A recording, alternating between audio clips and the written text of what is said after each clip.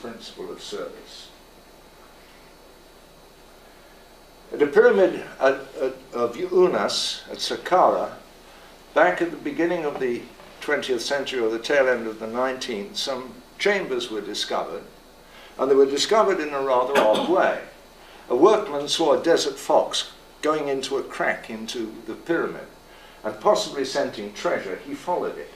And inside he found chambers beautifully decorated. And you can see the ceiling of the chamber here, immediately to my right, which is decorated with 5-pointed stars, which also used to decorate the temples of Ishtar and Tammuz in Babylon. And on the left, you will see hieroglyphics. Now, sadly, this photograph is not in full color, because the hieroglyphics are beautifully decorated with turquoise and gold. And they are known as the pyramid text, those and others in pyramids around them. Now, although the pyramid of Unas is quite late in Egyptian history, it has been estimated that the pyramid texts embody a vast quantity of knowledge. It's almost an encyclopedia of spiritual traditions that predate the writing of the Old Testament by something like 2,500 years. So we're looking at what is in effect the oldest body of spiritual or esoteric knowledge in the world. And this is what sustained the empire. Wisdom was afforded special veneration in Egypt, and its symbolic color was black. And one of the seats of wisdom was the veneration of Isis and the Horus child. Mark that well, because it recurs during Christian tradition.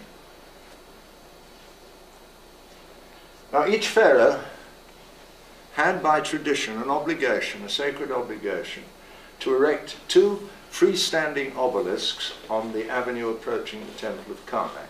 And each obelisk was surmounted by what they call a Ben-Ben stone, which was like a miniature pyramid.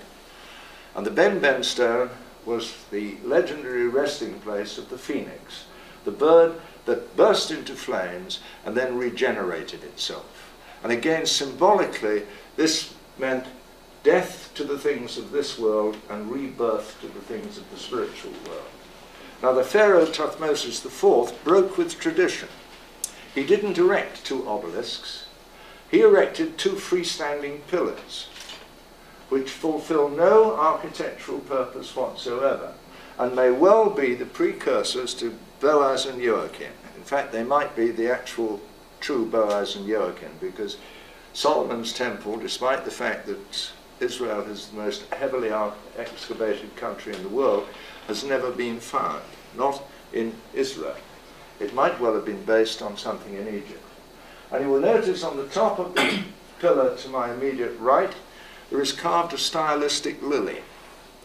Now, the lily was not a native plant for Egypt.